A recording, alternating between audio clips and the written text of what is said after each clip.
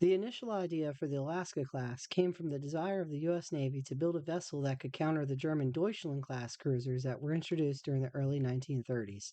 But, with the United States mired in the Great Depression and the U.S. Navy already at their total allotment of cruiser tonnage that was allowed under the interwar treaties, the idea fell by the wayside.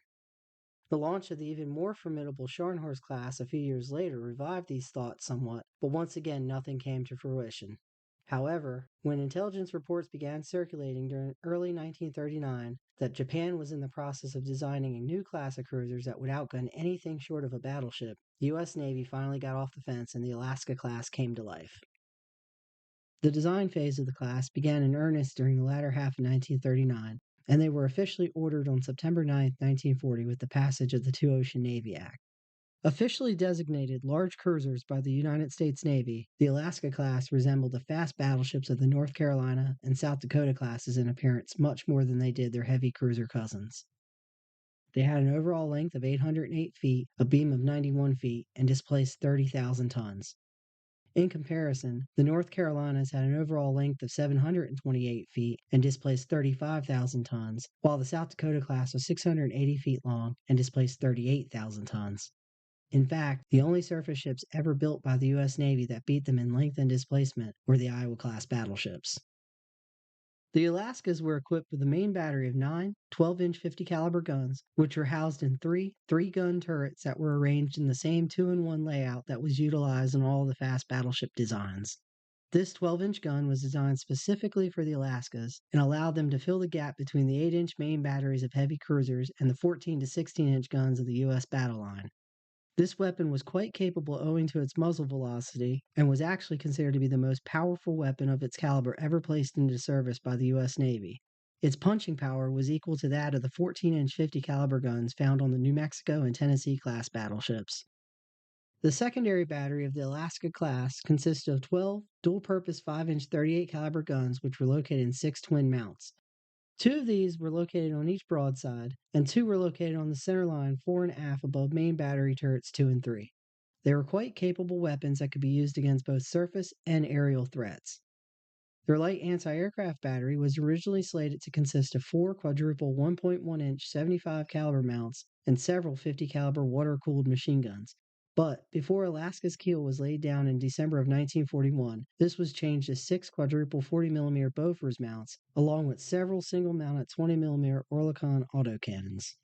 By August of 1945, the light anti-aircraft batteries of both Alaska and Guam had been significantly increased from 6 quad 40 mounts to 14, along with 34 single-mounted Oerlikons. Void of treaty restrictions on tonnage, the Alaskas were well protected above the waterline by a main belt of 9 inches that was sloped at 10 degrees. Their horizontal protection was also impressive for a cruiser design, as up to 4 inches of deck armor protected their vital spaces. This gave them immunity against 12-inch shell fire between 21,000 and 28,000 yards. What the Alaskas lacked, though, was significant underwater protection from torpedoes, near misses, and shell impacts. This was purposely done by naval planners to save weight so that the ships could retain the high speeds that they needed in order to fulfill the role that they were envisioned for. The Alaska class was powered by the same machinery that powered the XS-class fleet carriers. They were rated for 153,000 horsepower and could churn through the sea at a brisk 33 knots.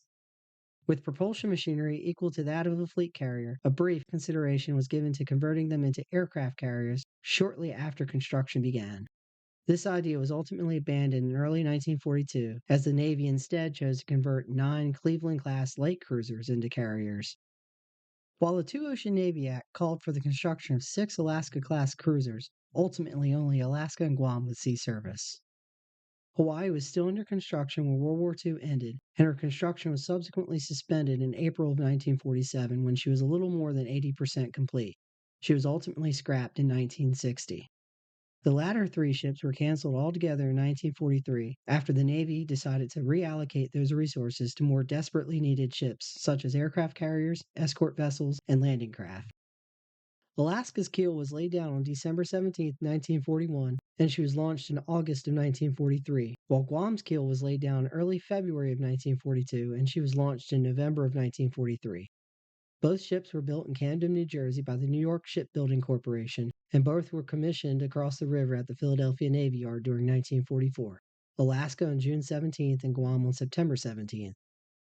After her shakedown cruise and related activities, Alaska reached the fleet anchorage at Ulithi on February 6, where she was assigned to the Fast Carrier Task Force of the U.S. Fifth Fleet. She soon got underway and covered her charges, the carriers Saratoga and Enterprise, as their aviators struck targets throughout the greater Tokyo area in mid-February, before supporting operations off Iwo Jima. In early March, she retired to Ulithi to replenish and carry out minor repairs. Guam finished her shakedown activities and arrived at Ulithi on March 13th, where she joined her sister in the anchorage as part of Task Group 58.4. Their task group, which had been altered since Alaska's arrival, included the fleet carriers Yorktown and Intrepid, the battleships Missouri and Wisconsin, the light cruiser St. Louis, and 15 destroyers. The group left the anchorage the next day to conduct another round of carrier strikes on the home islands. Alaska and Guam each got their first taste of action on the 18th when they helped defend their group from numerous air attacks. Alaska received credit for bringing down 2 attackers, while Guam earned her first kill as well. The next day brought more attacks, and her task group watched as the carrier Franklin burned in the distance after she took 2 bomb hits to her flight deck, which was loaded down with armed and fueled strike aircraft.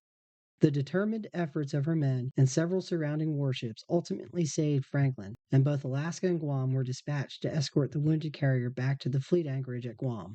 While en route, another Japanese dive bomber attempted to run on Franklin but was driven off by the heavy AA barrage put up by the 2 cruisers.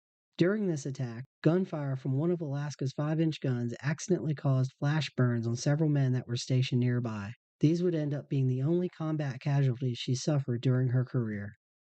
After successfully escorting Franklin to Guam, both cruisers rejoined their task group on March 24th. 3 days later, they were dispatched to carry out a shore bombardment of Minami, Daitō, Shima, a tiny island about 160 miles to the east of Okinawa. Alaska's main battery barked out 45 high-capacity 12-inch rounds, while her 5-inch battery added another 352 rounds. No responding fire came from the island, and Alaska's observers noted, quote, satisfactory fires. Over the course of the next month and a half, both Alaska and Guam supported carrier operations off Okinawa. In mid-May, they returned to Ulithi for rest and upkeep following nearly 2 continuous months at sea. Both ships got underway again in early June, and on the 9th, they were detached once more to hammer the small island of Okino Daitō Shima, which was just to the south of Minami Daitō Shima. Upon the completion of this mission, they retired to Leyte for a month of rest and upkeep. In early July, Alaska and Guam got underway again as part of the newly formed Task Force 95. Guam was designated as the flagship of the unit, which also included 4 light cruisers and 9 destroyers. The unit's objective was to interdict Japanese shipping inside the East China and Yellow Seas, where an American surface unit had not operated since before Pearl Harbor. It was ultimately a fruitless endeavor, however, as there were no Japanese ships to be found.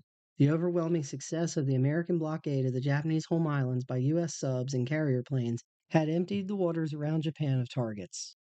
The inaction of this force revealed the dominance that American sea power had reached, with Guam's commanding officer, Captain Leland P. Lovett, observing, quote, we went prepared to tangle with a hornet's nest and wound up in a field of pansies. But we've proved a point, and the East China Sea is ours to do with as we please. By the second week of August, both cruisers were anchored in Buckner Bay off the southeastern coast of Okinawa, which is where they were when the Japanese capitulation was announced on August 15th. But their work was not done, and 2 weeks later both ships got underway as part of 7th Fleet's occupation forces. They subsequently paraded American naval might throughout the Yellow Sea before reaching Incheon, Korea on September 8th, where they supported the landing of U.S. Army occupation forces. The sisters supported post-war activities along the Chinese coast into early November before finally getting underway for the United States on November 14th. Both cruisers participated in Operation Magic Carpet by embarking a contingent of homeward-bound soldiers for the trip to San Francisco. After arriving there in early December, Alaska made her way to the Boston Navy Yard to prepare for inactivation, while Guam made her way to Bayonne, New Jersey for the same purpose.